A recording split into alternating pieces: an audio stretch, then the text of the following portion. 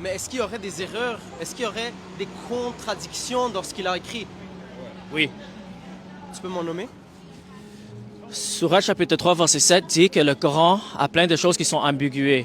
Surat chapitre 12, verset 111, ça nous dit que le Coran est une explication claire de toutes choses. Alors ça, c'est une contradiction.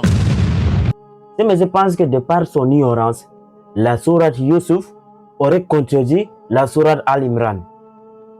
Laissez-moi vous dire que si vous êtes obligé de falsifier le Coran pour prouver que le Coran est faux, c'est que vous ne pouvez pas prouver que le Coran est faux sans toutefois le falsifier.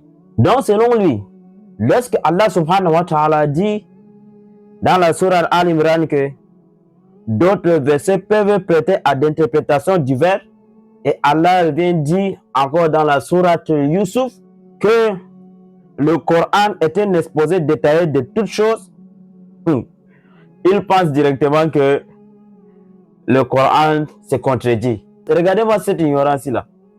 Écoute alors, monsieur l'ignorant. Si c'est ton Saint-Esprit qui t'a soufflé que le Coran peut contenir des contradictions, sache que toi et ton Saint-Esprit, vous vous êtes trompés. Oui, ça veut dire que ton Saint-Esprit même n'a pas de niveau. Écoute alors, ce sont des gens qui cherchent à interpréter des versets là. Ce sont eux-mêmes qui ont rendu dans ce verset équivoque. Et non de base que le Coran contient des versets équivoques. J'espère que tu as compris. La même sourate même te dit, dans la sourate 3 verset 7, te dit que c'est Allah seul en connaît parfaitement l'interprétation de ces versets. Nul n'en connaît l'interprétation à part Allah. Toujours avec vos idéologies sataniques sadiques là, sachez qu'avec l'islam ça ne passe pas.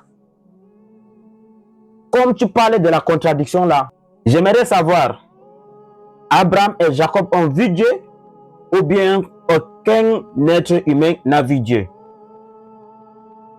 Le premier-né de Dieu c'est Israël ou bien le premier-né de Dieu c'est Ephraïm? Nous sommes justifiés par la foi ou bien nous sommes justifiés par les œuvres? Selon Paul, Jésus-Christ est égal Jésus-Christ est égal au Père, ou bien Jésus a dit le Père est plus grand que lui? Jésus est mort pour expier le péché de l'humanité, ou bien le péché est la responsabilité de chacun? Jésus a perdu un de ses disciples, ou bien Jésus n'a perdu personne? Ok, voilà donc cet exercice-là est donné à tous les chrétiens de l'univers. J'aimerais donc des explications claires à ce que dont je viens de lire.